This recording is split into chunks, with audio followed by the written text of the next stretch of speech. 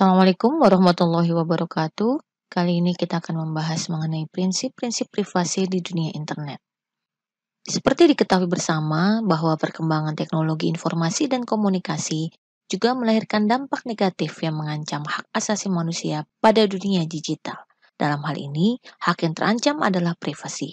Apalagi dengan hadirnya perdagangan elektronik atau yang biasa dikenal dengan e-commerce, mengakibatkan munculnya permasalahan privasi yang harus diselesaikan melalui forum pengadilan. Informasi privasi mengacu pada individu, kelompok, atau institusi untuk menentukan diri mereka sendiri dan bagaimana tentang luasnya informasi tentang apa yang dikomunikasikan pada orang lain. Privasi juga didefinisikan sebagai hal individu untuk menjadikan dirinya sendiri dengan mempertimbangkan beberapa dimensi privasi seperti perilaku, komunikasi, dan data pribadi. Perlindungan privasi pada era perdagangan elektronik saat ini ternyata bukan saja menjadi isu nasional, namun sudah menjadi transnasional. Keadaan ini dikarenakan batas negara dapat diterobos oleh teknologi komunikasi yang semakin pesat. Prinsip-prinsip pelindungan privasi pada hukum perdagangan elektronik harus tetap mengacu pada instrumen hukum internasional hak atas privasi yang tertera dalam Deklarasi Universal Hak Asasi Manusia. Deklarasi ini telah memberikan landasan hukum bagi negara-negara anggotanya dalam hal kewajiban negara untuk melindungi dan menghormati hak atas diri pribadi warga negaranya masing-masing. Hal ini diatur dalam pasal 12.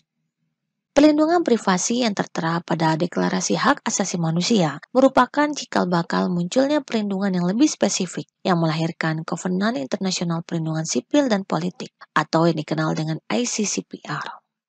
Selanjutnya, instrumen hukum perlindungan privasi terkait data pada aktivitas perdagangan elektronik pada saat ini setidaknya harus mencakup hal-hal sebagai berikut. Pertama, merupakan elemen perekat individu dan masyarakat ekonomi. Kedua, memiliki karakter internasional.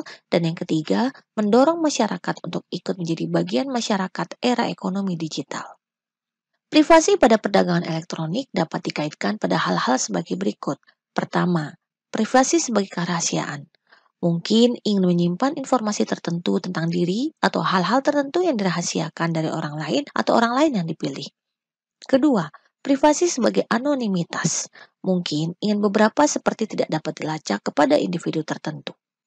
Ketiga, privasi identitas.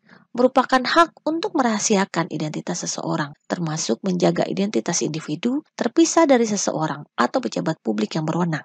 Keempat, privasi sebagai kebebasan untuk menjalankan bisnis tanpa diperiksa.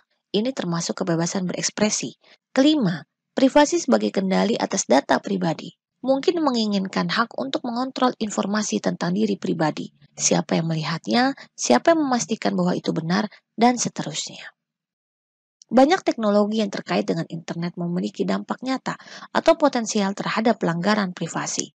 Teknologi digital yang memungkinkan data disimpan dalam jumlah besar untuk dikumpulkan, disimpan, dan diakses dengan cepat, mudah, dan murah mengakibatkan perkembangan berbagai cara penggunaan informasi pribadi. Teknologi internet yang banyak digunakan memungkinkan banyak informasi tentang pengguna internet dikumpulkan, dicocokkan, diprofilkan, direplikasi, dan didistribusikan. Juga berdampak signifikan pada privasi online, khususnya pada perdagangan elektronik. Oleh karena itu, dalam memberikan perlindungan dan kepastian hukum terhadap privasi pada perdagangan elektronik, perlu adanya aturan mengenai privasi yang bersifat transnasional, berisi prinsip-prinsip, aturan, mekanisme, prosedur, dan penyelesaian pelanggaran privasi yang terjadi. Sekian dan terima kasih.